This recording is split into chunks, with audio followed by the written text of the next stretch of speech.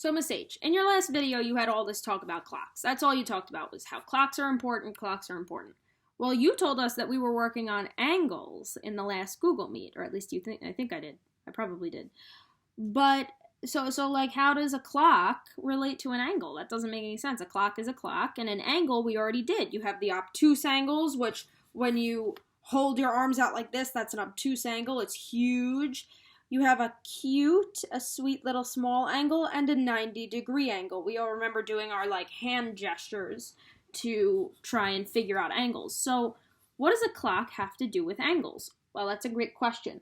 So clocks are actually really important for angles because the minute hand and the hour hand actually make angles every single time. And when you think about it, they kind of look like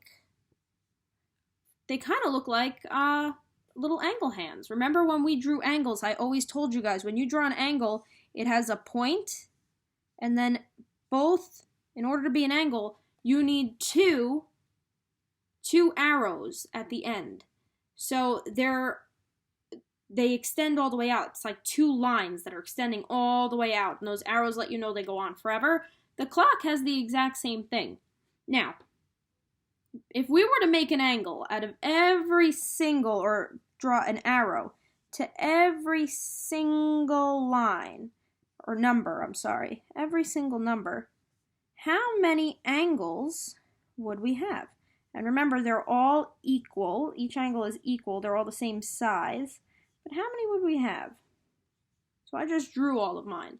How many angles, that means how many of these blank pieces in the middle, do we have? Well, we have 1, 2, 3, 4, 5, 6, 7, 8, 9, 10, 11, 12 total. 12 total angles. So what we just did was split this into a fraction. How many pieces of the clock can I give out?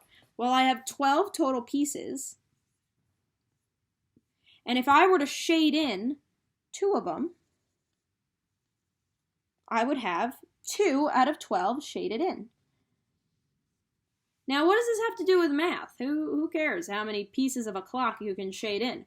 Well, it's actually very important. If you're timing something, quite often a timer shades in a piece of the clock until it goes all the way around. So if you're timing an hour, every tick will be shaded in, and you can see how many parts of this clock you've done. So in the lesson, you're actually going to see these shaded in, and they're going to ask you how many twelfths, and remember you can change a twelfth if there's a divisible number on the top into a smaller fraction, a simpler fraction. How many twelfths are we looking at? So, well, I said 2 twelfths, but I think I can make this smaller. I think I can simplify it. How do I simplify this fraction? Well, does any number go into 2 or divide into 2? That also divides into 12. And remember, we cannot use 1 because dividing by 1 makes the fraction the same. So let's see. Well, if it's not 1, let's try 2. Does 2 go into 2? Yeah. It goes in 1 time. 2 divided by 2 is 1.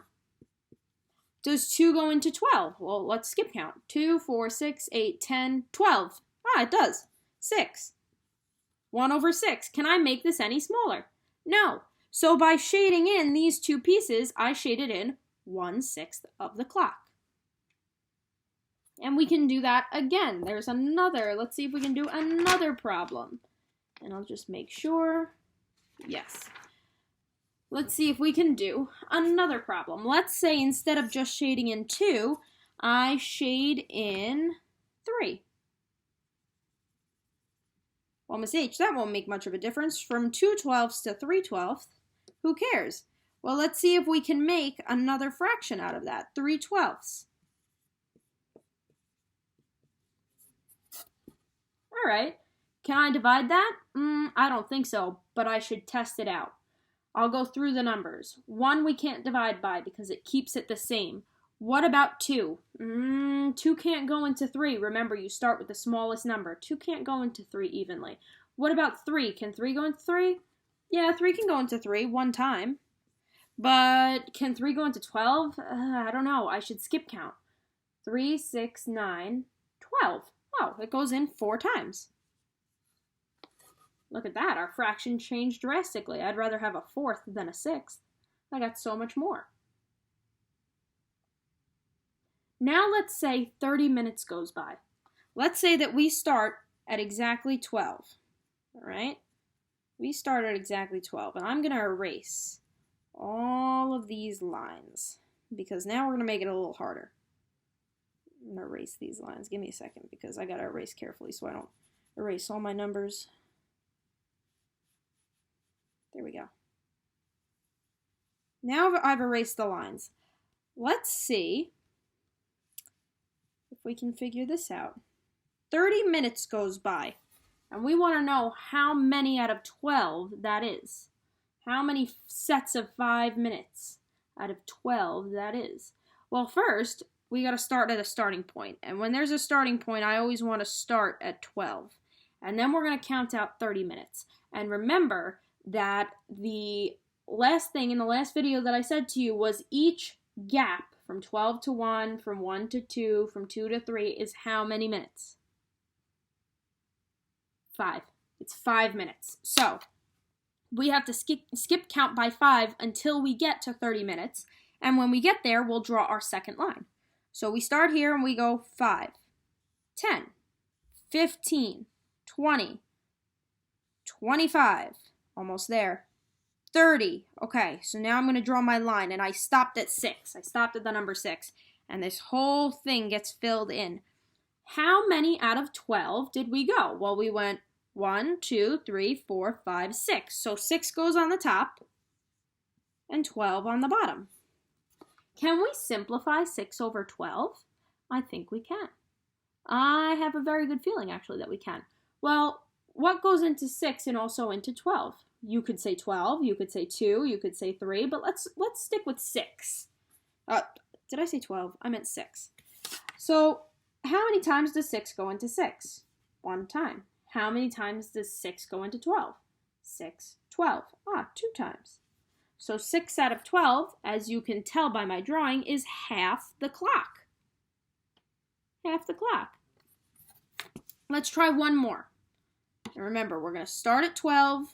Doesn't really matter where you start from because you can count 30 minutes from anywhere, but it does make it kind of easier to visualize our clock. All right. Let's say we go 45 minutes. So it's no longer 6 out of 12. We're going further. So remember, how many is each one of these gaps from 12 to 1, 1 to 2, 2 to 3? How many minutes is each of those? 5 minutes. I hope you guys said 5 minutes. So we have to count by 5s until we get to 45. When we get to 45, we stop, we make our arrow, we fill it in, and we see how much of the clock that is. How many out of 12? 5, 10, 15, 20, 25, 30, 35, almost 40, not there, 45. All right, now I'm making my arrow, and it stops at 9. So I have 1, 2, 3, 4, 5, 6, 7, 8, 9 out of 12 shaded in.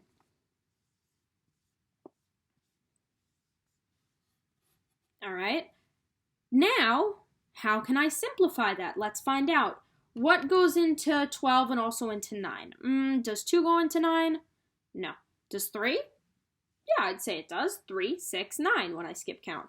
So let's say 3.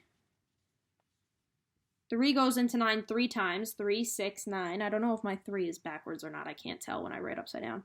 What about 12? Does 3 go into 12? Let's find out.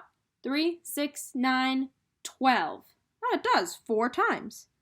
Let's see if I could write a 4. There we go. So we went 3/4 of the way around. And you can test that also by making a little dotted line this way. Dotted line this way. And we filled in 3/4 of our circle. Pretty good. You're now going to do the exact same thing. And remember, 12 out of 12 means 1 whole. Don't forget. So you're going to do the same thing, but now you're going to be missing numbers. So now, rather than thinking of it as a clock, you can actually think of it as just a circle. How much of the circle is filled in? And if you need to fill in the numbers so that you can see the clock and tell me out of 12, I actually have a really good trick for you, and it's how I make my clocks so that they don't look like all funky, because it can be really hard to fill in the numbers evenly. And if they're not filled in evenly, your fractions look weird. So, if we're starting off with a blank clock, we know how to read a clock. And let's forget these two also. We know how to read a clock because we've seen them before. We know that there's a 12 at the top. Because just like in fairy tales, when the clock strikes midnight, it's pointing all the way at the top. 12 at the top. 6 at the bottom. 6 at the bottom. 3 on this side, so you count clockwise. So if I'm going this way, 3, you put it right in the center of the 2. So you see this is the center, or kind of in the middle. I think mine is a little too high. Maybe I should make my 3 a little lower. There we go. 3 is right in between, and 9 is right here. 3, 6, 9, 12. All right? That's the first way. And then you fill in the numbers in the middle. This 3 is kind of weird. You fill in the numbers in between. So we start at 12, and then you put 1 and 2 in between, and you make sure they're kind of even. They don't need to be perfect. Then 3, 4, and 5 to fill them in. 6, 7, and 8 to fill them in. 9, 10, and 11 to fill it in, and boom, you just made a clock. So if you're not so sure about the ones that don't have the clock numbers and you want to practice by writing your clock numbers, just think 12, 6, 3, 9. Fill in the numbers in between. And remember, we do not go over 12. All right? So that is our lesson for today. If you need help, Google Meet Me.